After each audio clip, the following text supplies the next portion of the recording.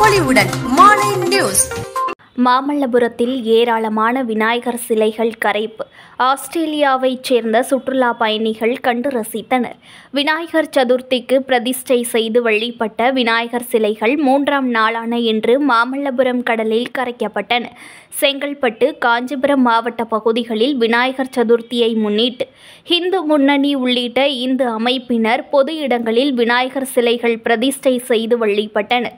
சதுர்த்தி வழிபாட்டை தொடர்ந்து 3ஆம் நாளான இன்று பிற்பகல் முதல் மாமல்லபுரம் உள்ளிட்ட பகுதிகளில் குறைவான சிலைகள் கடலில் கரைக்கப்பட்டன. செங்கல்பட்டு, திருக்கழுக்குன்றம், மறைமலை நகர், காஞ்சிபுரம் உள்ளிட்ட பகுதிகளின் சிலைகள் லாரி, டிராக்டர் ஆகிய வாகனங்களில் மாமல்லபுரம் கடற்கரைக்கு இன்று பிற்பகலில் இருந்து கொண்டு வரப்பட்டன. விநாயகர் சிலைகளை கடலில் கரைக்க வந்தவர்களிடம் போலீசார் டோக்கன் வழங்கி கடற்கரைக்கு அனுமதித்தனர். அங்கு சிலையை வழிபட்டு போலீசார் மற்றும் தன்னார்வலர்கள் முன்னிலையில் ஏராளமான சிலைகளை கடலில் மூழ்கடித்தனர். இதில் அசம்பாவிதம் ஏற்படாமல் இருக்க காவல்துறையினர் மற்றும் மீட்புத் துறையினர், நீச்சல் வீரர்கள் பாதுகாப்பு பணியில் ஈடுபட்டனர்.